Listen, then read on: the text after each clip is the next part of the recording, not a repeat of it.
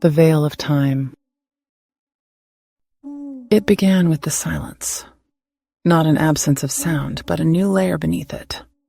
Leo noticed it first during his nightly walk with the dog. The crickets still sawed their legs together. The distant highway still hummed its dull song. But underneath it all was a profound, resonant quiet, as if the world had been placed inside a giant, soundproofed bell jar. He shrugged it off as fatigue, a trick of the mind. But the next day, his daughter, Chloe, asked why the air was shiny.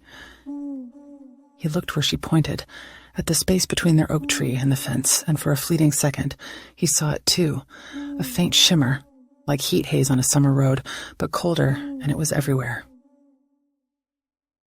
The news called it a persistent atmospheric lensing effect, a dry term that did nothing to capture the growing unease. It was as if a veil, one you never knew was there, had begun to fray at the edges, allowing a sliver of a different, brighter light to bleed through. The world held its breath, waiting for the other shoe to drop. The shimmer solidified. Within a week, the veil, as everyone called it, was no longer a fleeting glimmer, but a permanent gauzy film over everything. It had a texture if you stared too long, a swirling mother-of-pearl iridescence that made your eyes water. The silence beneath the world's noise deepened into a low thrum, a vibration you felt in your teeth. Then came the distortions. People would glimpse figures moving at the edge of their vision, tall, impossibly slender shapes that vanished when you turned your head. Pets acted erratically. Dogs whined at empty corners. Cats arched their backs at shifting patterns on the wall. The most unsettling part was the sense of observation. You'd be working at your desk or making dinner and feel a cool, detached focus on you, like being studied by something vast and incomprehensible.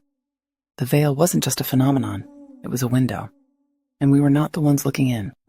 The world grew quiet in a new way, the hustle of life muted by a shared, unspoken dread.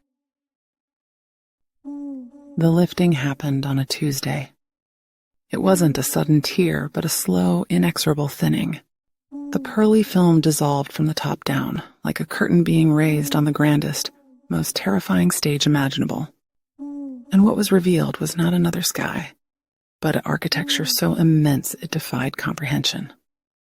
Where blue sky and clouds should have been was a colossal, intricate latticework of impossible geometry, stretching into infinity. It was a structure, a machine, a living entity. There were no words. The sun was not a star, but a brilliant pulsing node in this cosmic scaffold. The silence shattered, replaced by a sound that was equally immense. A slow, deep harmonic hum that was the sound of the universe operating. A note so low it vibrated in the marrow of your bones. We hadn't lost our minds. We had simply never had the context to understand our reality. We weren't living on a planet orbiting a star. We were living in a contained exhibit. The true shock wasn't the revelation of a hidden world, but the horrifying understanding of our own insignificance within it. Panic was a fleeting, useless thing. It was quickly smothered by a staggering, soul-crushing awe.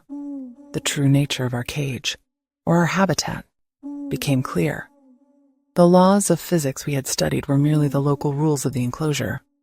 The latticework above pulsed with energies that made lightning look like a static spark. And then, the Curators appeared. Not as beings you could see with your eyes, but as presences impressed directly upon your consciousness. They were ancient, vast, and their attention was now fully upon us. There was no malice, no welcome, only a cool, analytical curiosity, the kind a scientist shows a particularly interesting colony of ants. Their scrutiny was a physical pressure. People wept in the streets, not from sadness, but from the sheer overload of a reality their brains were not built to process. Our history, our wars, our loves, our art. It was all just data points in a grand, ongoing experiment. The veil had never been to keep them out. It had been to keep us sane. The final stage was not an invasion. It was a harvest. The deep hum of the machinery above changed pitch, focusing into a resonant frequency that seemed to target life itself.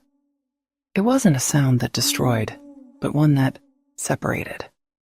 I watched from my window as my neighbor, Mr. Evans, watering his red roses, simply unraveled. His form dissolved into a shimmering cloud of golden light, a swirl of essence that was then drawn upward, siphoned into the glowing lattice above. It was happening everywhere. There were no screams, only a profound and peaceful dissolution. The curators weren't interested in our world. They were interested in the raw material of our consciousness, the unique energy of sentient life that had been cultivated here under their watch.